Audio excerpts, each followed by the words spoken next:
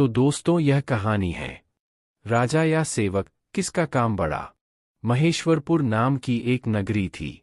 उसमें सुरभानु नाम का राजा राज करता था।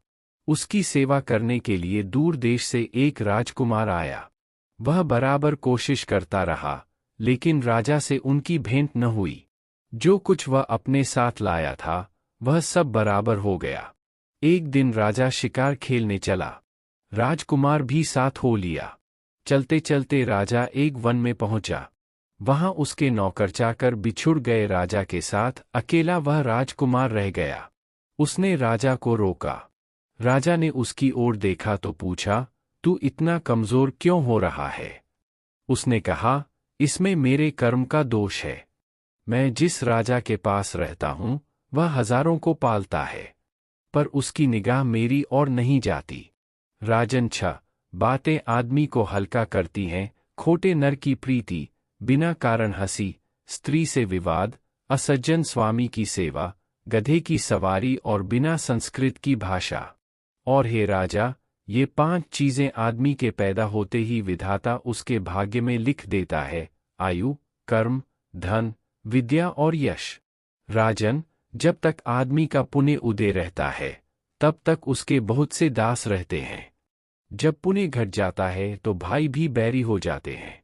पर एक बात है, स्वामी की सेवा अकारथ नहीं जाती, कभी न भी फल मिल ही जाता है। यह सुन राजा के मन पर उसका बड़ा असर हुआ। कुछ समय घूमने घामने के बाद वे नगर में लौट आए। राजा ने उसे अपनी नौकरी में रख लिया। उसे बढ़िया बढ़िया कपड़े और गहने दिए। एक दिन राजकुमार किसी काम से कहीं गया। रास्ते में उसे देवी का मंदिर मिला। उसने अंदर जाकर देवी की पूजा की। जब वह बाहर निकला तो देखता क्या है, उसके पीछे एक सुंदर स्त्री चली आ रही है। राजकुमार उसे देखते ही उसकी ओर आकर्षित हो गया। स्त्री ने कहा, पहले तुम कुंड में स्नान कराओ, फिर जो कहोगे सो करूंगी। इतना सुनकर राजकुमार कपड़े उतारकर जैसे ही कुंड में घुसा और गोता लगाया कि अपने नगर में पहुंच गया। उसने जाकर राजा को सारा हाल कह सुनाया। राजा ने कहा, यह अचरज मुझे भी दिखाओ। दोनों घोड़ों पर सवार होकर देवी के मंदिर पर आए।